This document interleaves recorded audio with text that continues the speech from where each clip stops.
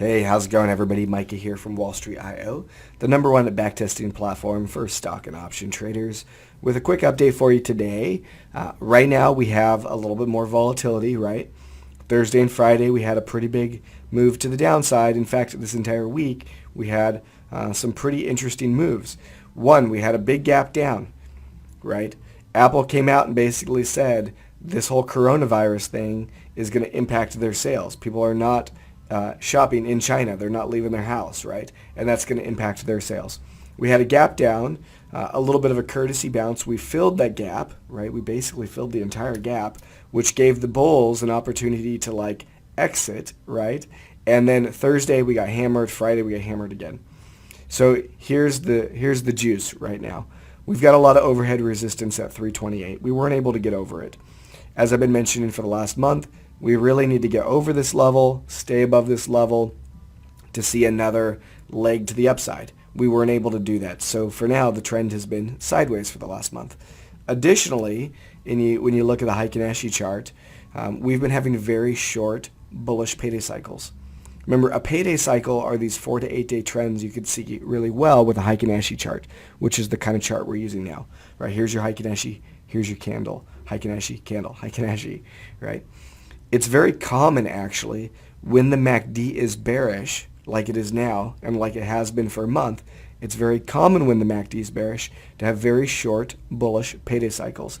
In fact, the stats, when we load it up in the backtester, actually confirm Apple's bullish payday cycles are very short, only 2, 3, 4 days on average when the MACD is bearish. When the MACD is bullish, we get nice long bullish payday cycles.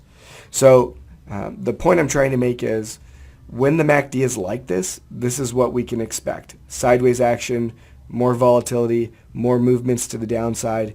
It's absolutely standard behavior.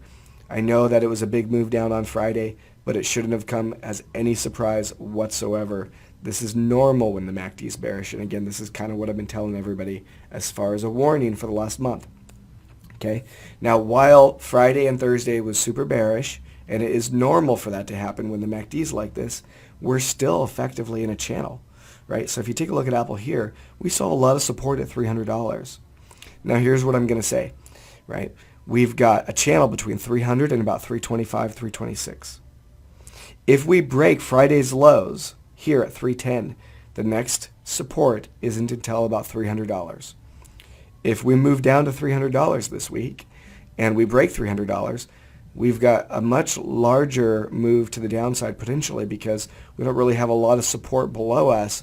Ultimately lots of support at 230, but that's a major move down. I'm not sure that's going to happen anytime soon. Next support above that is about 265, 267.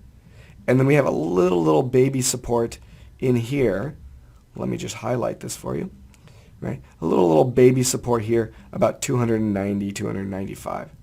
Okay, so there's your levels of support. Now, as of right now, though, we're still inside of this range. 328, let's say on the high side to 300. As long as we're in the range here, we're sideways. But it is important to note that also, as long as the MACD is bearish, don't even think about trading bullish payday cycles. Don't even think about it, right?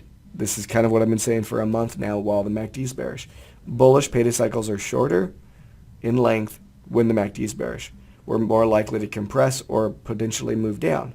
So again, this behavior in Apple's pretty normal, actually. This is pretty expected. So this week, I'm going to be hosting a special workshop where I'm going to be covering Apple, the broad market, my favorite strategies, how to apply options to these strategies, how to backtest and validate your ideas. It's a whole option and momentum trading workshop. This is the best time in the history of trading to trade momentum. It's absolutely incredible. We're getting these huge moves, both to the upside and the downside. It's never been more important for you to learn how to trade momentum, especially these key momentum indicators, because they're going to tell you and be your gauges for when it's safe to get aggressively long or when it's better to put the brakes on.